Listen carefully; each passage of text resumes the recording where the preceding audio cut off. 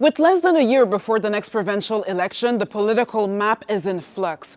The CEQ is looking for a new leader, and high-profile CEQ cabinet ministers like Sonia Lebel and Geneviève Guilbeault are leaving politics instead of running for leadership. And the Parti Québécois looks in position to form the next provincial government. So is the PQ heading towards a victory in October? Anything could happen by the time people are casting their ballots that could dramatically reshuffle the deck even more.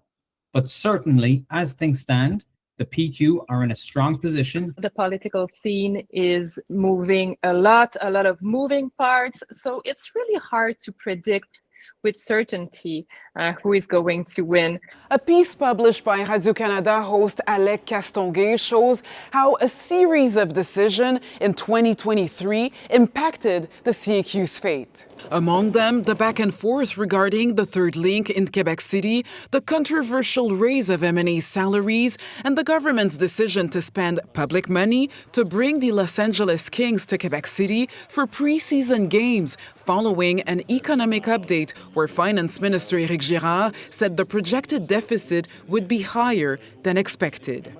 Quebec Liberal leadership candidate Charles Milliard launched his campaign over the weekend. He will have to deal with the multiple investigations around the campaign of former leader Pablo Rodriguez. Quebec Solidaire has also undergone a change in leadership since the last election. Co-spokesperson Gabriel Nadeau-Dubois pointed to internal turmoil as the reason he stepped down.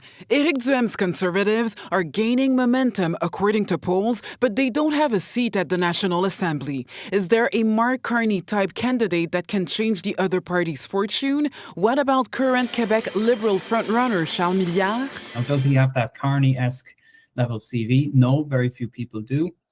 For the PQ, I would also wager that it's looking like it's going to be Jolin Barrette that will probably go for this. I think that there could be some real fireworks if he gets on a debate stage with Paul St. Pierre Plamondon and they debate the intricacies of sovereignty versus the troisième voie. We heard a lot of different names about really famous people in Quebec, like Mario Dumont as an example, and they don't seem to be interested to run. You know, the big difference between the Liberals on the federal scene and the Coalition Avenir Québec is that the Liberal Party existed before Justin Trudeau and will keep on existing after Justin Trudeau.